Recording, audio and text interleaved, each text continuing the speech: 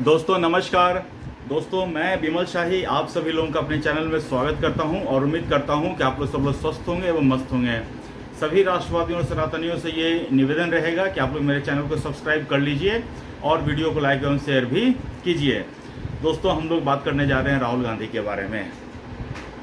दोस्तों ऑपरेशन सिंदूर के बाद जहां एक तरफ भारत के लोग जश्न मना रहे हैं कि हमने और हमारे सेना ने, हमारी सरकार ने पाकिस्तान में घुसकर आतंकवादियों को मारा है।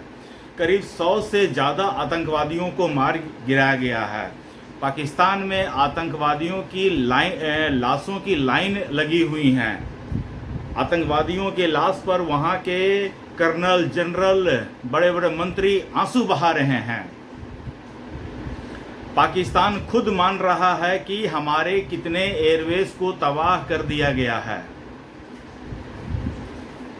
सारी दुनिया के सामने भीख मांग रहा है, रहम की भीख मांग रहा है कि भारत से हमें बचा लो।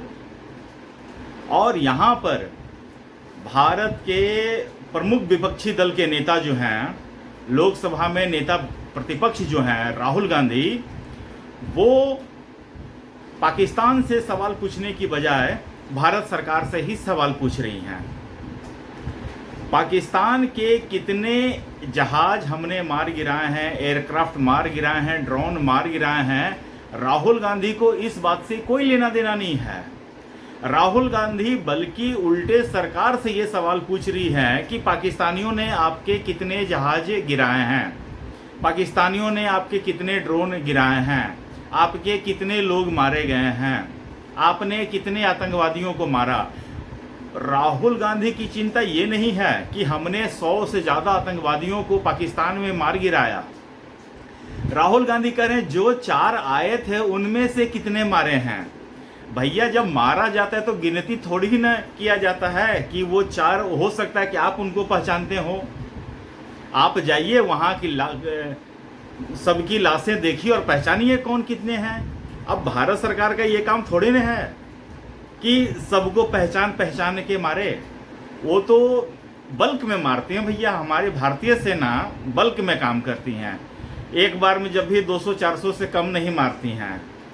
और यही चीज़ राहुल गांधी और कांग्रेस के लोगों को पच नहीं रही, इसे पचा नहीं पा रहे हैं।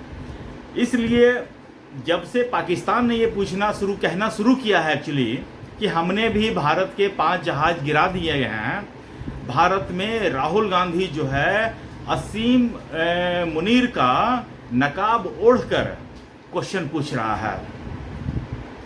भारत सरकार के विदेश मंत्री को जयचंद कह रहा है।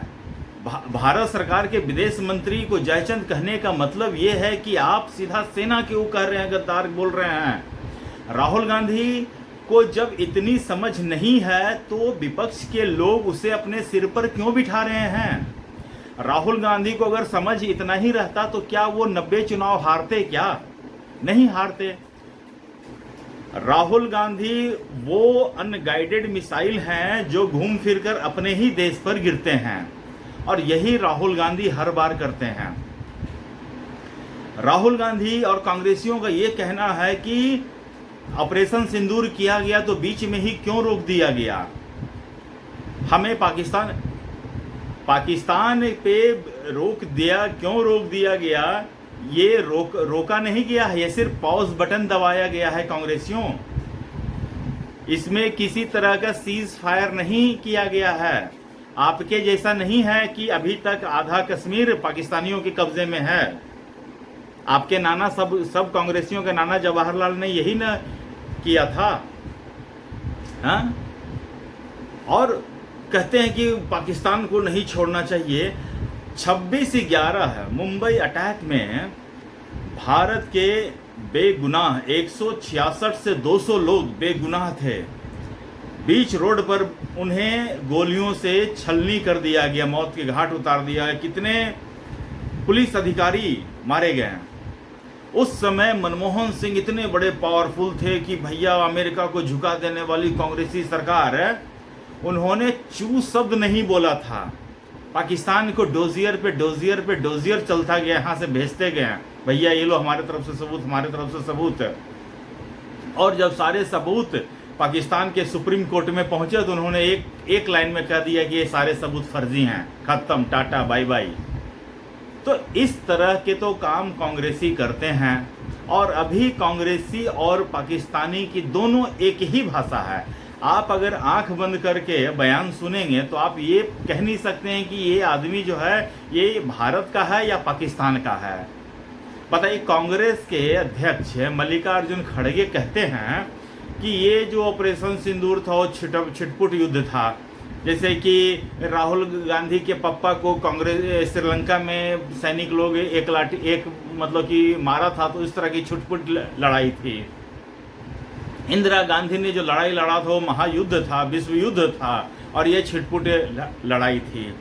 दोस्तों, कांग्रेसियों को इतना बात समझ में आना चाहिए कि अगर कोई देश किसी देश पर अटैक करता है तो उसे उसकी जानकारी दी जाती है। मुझे समझ में आ रहा है कि भारत सरकार को एक राहुल गांधी और गांधी परिवार को भी जानकारी दे देनी चाहिए कि भैया देख लो कहीं तुम्हारे कुछ रिश्तेदार वहाँ मर तो नहीं गए हैं, क्योंकि कांग्रेसियों के और आतंकवादियों की तो साठगांठ है ही, ये बहुत पुराना चलन है इनका। तो कांग्रेसी ये कह रहे हैं कि भारत के विदेश मंत्री एस जयशंकर ने गद्दारी का काम किया है, उन्हें अटैक करने से पहले बताना नहीं चाहिए था। पहली बात, एस जयशंकर इतने दिन से डिप्लोमेट हैं, उन्हें क्या बोलना चाहिए क्या नहीं बोलना चाहिए उन्हें भली भांति पता है।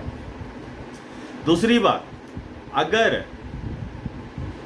जयशंकर ने मान लेते बता दिया तो फिर पाकिस्तानी लोग वहां से खाली कर देते ना, लेकिन वो खाली किए नहीं, फिर भी वो भारत के हमले का इंतजार करते रहे और अपने 200 आदमी मरवा लिए।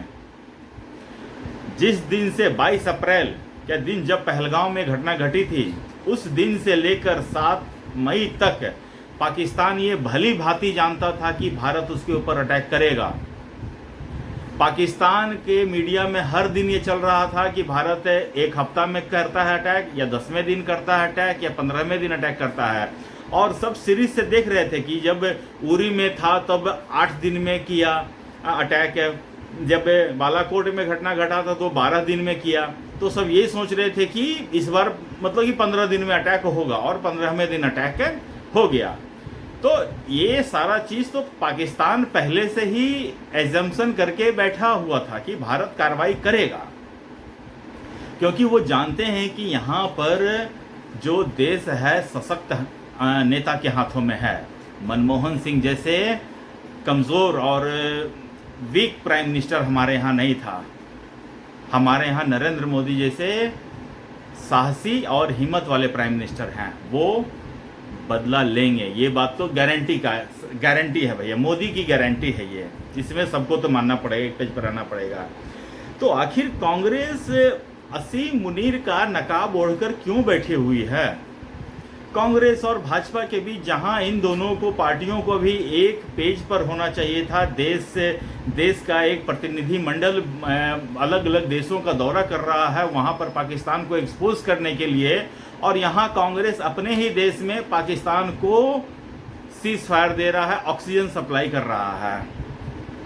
कांग्रेस का ये दोहरा चरित्र आज से नहीं बहुत दिनों से दोस्तों है, और ये किसी से छिपा हुआ नहीं है। कांग्रेस ही वो पार्टी है जिसने भारतीय सेना अध्यक्ष को सड़क छाप गुंडा कहा था। भारत के ही सेना को इन्होंने खून की दलाली करने वाला बताया था। कांग्रेस का ही कन्हैया कुमार ने सेना को कश्मीर की युवतियों के साथ बलात्कार करने वाला बताया था। तो कांग्रेस जो है, जब ये ऑपरेशन सिंदूर शुरू हुआ था तो कांग्रेस एक सुर में कहना शुरू किया कि हम सेना और सरकार के साथ खड़े हैं, सेना और सरकार के साथ खड़े हैं। लेकिन दोस्तों, कांग्रेस से अब ज़्यादा दिन तक देशभक्ति की उम्मीद आप कर नहीं सकते हैं। इसीलिए आदमी अपने अंगूठों के बल 1 से 2 घंटे खड़े रह सकता है मैक्स टू मैक्स, अगर उसमें बहुत ज़्यादा क्षमता हो तो। बाकी वो अपने पैर के पंजों पर खड़ा हो ही जाता है। यही कांग्रेस का चरित्र है। कांग्रेस ज़्यादा दिन देशभक्ति का चादर ओढ़ के नहीं रह सकती है, वो बेनकाब खुद कर लेती है अपने आप को। और इस बार भी देखिए, जब कभी भी देशभक्ति का जज्बा दिखाना होता है तो देखिए इतने बड़े कट्टर मुस्लिम ओवैसी साहब जो हैं उन्होंने इस समय देश जब विपरीत परिस्थितियों में है तो वो देश के साथ अलाइन रहे हैं, सरकार के साथ अलाइन रहे हैं। लेकिन कांग्रेस एक इस तरह बेकाबू घोड़े की तरह है कि उसे पता ही नहीं है कि जाना कहाँ है, किस तरफ जाना है, और वो भागते भागते पाकिस्तान की सीमा में कब घुस जाते हैं उन्हें पता ही नहीं चलता है और बैटिंग पाकिस्तान की तरफ से करने लगते हैं। तो दोस्तों ये कांग्रेस का घिनौना चेहरा समय समय पर हमें दिखता रहता है। और राहुल गांधी में किन लोगों को देश का भविष्य दिखता है, ट्विटर पर सब लोग सवाल पूछते हैं राहुल गांधी कैसे प्रधानमंत्री बनेंगे। आप दोस्तों एक चीज़ लिख लीजिए, जिस दिन ऐसा हो गया कि राहुल गांधी प्रधानमंत्री बन गया, the day will be disaster for India. This is one thing for sure. तो दोस्तों आज के लिए मुझे इतना ही कहना था। आप लोग अपना ख्याल रखिए, स्वस्थ रहिए, मस्त रहिए।